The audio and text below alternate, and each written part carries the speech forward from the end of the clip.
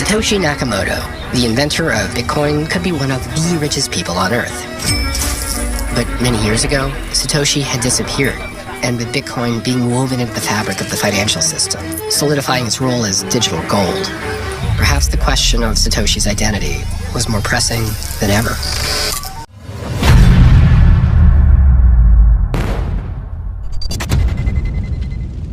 Perkembangan mata uang kripto semakin diminati pasar, terutama Bitcoin.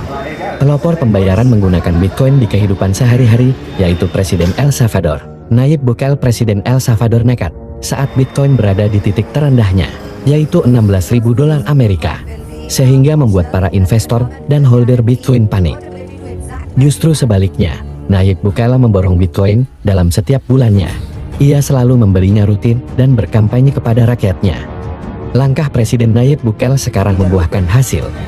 Bitcoin berada di kisaran $61.975 Amerika Serikat, atau setara dengan $971.164.000, turun 5% dalam 7 hari terakhir.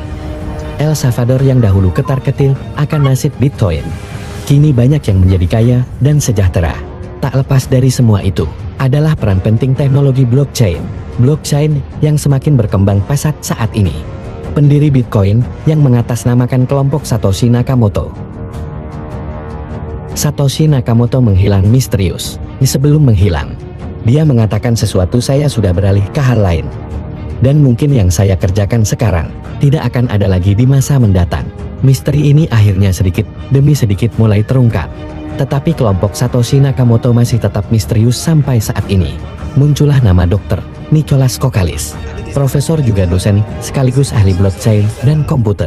Nicholas Kokalis mulai memperkenalkan proyek mata uang kripto Pi Network kepada rekanan dan investor untuk bergabung di proyek tersebut.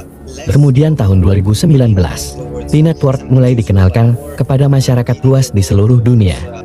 155 negara aktif mendukung proyek tersebut.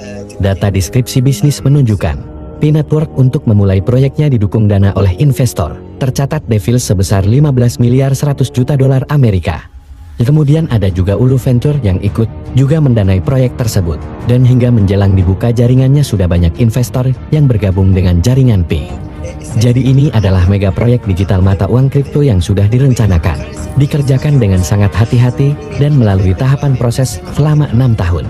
Jadi kalau Anda berasumsi Pi Network adalah proyek penipuan, atau ada yang mengatakan ini adalah multi-level marketing atau MLM, berarti Anda kurang memahami dan mendapatkan informasi yang tepat mengenai Pi Network. Banyak pakar keuangan dan kripto memprediksikan setelah jaringan dibuka, Bitcoin akan melampaui harga Ethereum saat ini. Komunitas, vendor dan pengembang yang tergabung dalam proyek ini sepertinya akan mewujudkan nilai global konsensus. Nilai GCV untuk sebuah koin Pi yaitu $314.159 Amerika atau setara 5 miliar rupiah. Hal ini diperkuat dengan ekosistem, utilitas yang kuat serta dukungan lebih dari 60 juta pengguna aktif di setiap negara di belahan dunia. Pengakuan luas masyarakat, penggunaan utilitas dan pembuktian. Pencatatan nilai GCV di dalam blockchain Explore Pi, serta diperkuat node dan supernode dalam jaringan, adalah faktor keberhasilan menciptakan nilai fantastis tersebut. Menurut data market cap 27 September tahun 2024, likuiditas aset terbesar saat ini dipegang oleh emas sebesar $18 triliun Amerika. Kemudian yang terendah adalah Bitcoin, yaitu $1,2 triliun Amerika. Diprediksikan setelah open mainnet, Pi akan menyusul Bitcoin setelah beberapa bulan pembukaan jaringan utamanya. Bahkan di masa mendatang Pi bisa melampaui Bitcoin dan emas. Emas tidak memiliki batas suplai maksimal atau tanpa batas. Sedangkan Pi Network hanya 100 miliar koin dan ini akan diperebutkan oleh miliaran orang di seluruh dunia setelah jaringan dibuka. Anda bisa membayangkan betapa berharganya aset ini. Semakin tahun akan semakin langka dan semakin meroket harganya. Bandingkan jika Pi sudah bebas dijual belikan. Anda menambang gratis emas lalu Anda jual dengan Anda menambang Pi lalu Anda jual. Tentunya akan selisih jauh berbeda nilainya. Pi adalah aset langka yang berharga. Padahal awal mula semua Anda gratis mendapatkannya. Pi tidak lama lagi akan mengambil alih peran Bitcoin sebagai mata uang digital kripto yang digunakan orang sehari-hari di berbagai wilayah di belahan dunia. Baru-baru ini, Presiden El Salvador Nayib Bukele berbincang dengan Wakil Presiden Argentina Victoria Villarruel membicarakan tentang Bitcoin obligasi. Wakil Presiden Argentina mengatakan ketertarikannya dengan Bitcoin.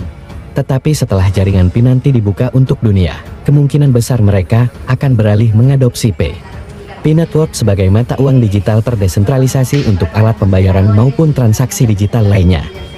Setiap transaksi yang sudah tercatat di blockchain tidak dapat dirubah kembali, karena ini sudah sifat mutlak blockchain. Bersama lebih dari 60 juta pengguna aktif, yang sudah memelopori selama lebih dari 5 tahun, pionir atau perintis berhak mendapatkan kekayaan sesuai kesabaran dan kerja keras. Transaksi digital mereka dengan Bitcoin dalam kehidupan sehari-hari. Melalui marketplace, toko-toko offline, game, sosial media, travel, alat kesehatan, sekolah, kampus, rumah sakit, dan masih banyak lagi yang lainnya. Merupakan gerbang menuju era keuangan baru yang terdesentralisasi. Mega proyek Pi Network akan segera berakhir. Tiba saatnya jaringan terbuka Pi akan berintegrasi dengan blockchain eksternal lainnya. Tidak ada lagi firewall atau batasan. Bitcoin sudah bebas digunakan untuk transaksi apa saja yang terhubung dengan blockchain-nya Pi. Pembayaran lintas batas antar negara menjadi lebih cepat, efisien, biaya rendah, aman dan transparan. Pi juga akan terhubung dengan bank-bank sentral atau CBDC, Central Bank Digital Currency.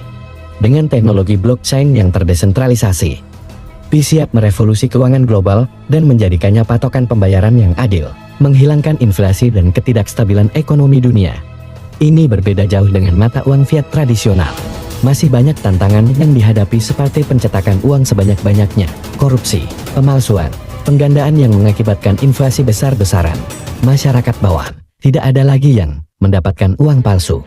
Pejabat koruptor tidak lagi bisa berkutik, kekayaan negara akan terjaga dari para tikus-tikus berdasi. Di Indonesia sendiri sudah mulai mempersiapkan CBDC, era keuangan baru dengan teknologi blockchain, tetapi masih bersifat sentralisasi karena pemerintah melalui Bank Indonesia atau BI masih mengendalikan sepenuhnya, mencetak, dan mengatur sirkulasinya. Demikian video kali ini, jangan lupa like, subscribe, tekan tombol loncengnya, dan bagikan ke kerabat, saudara, teman, dan media sosial lainnya. Pi Network the next Bitcoin. Siap merevolusi keuangan global. Sampai jumpa lagi di video berikutnya.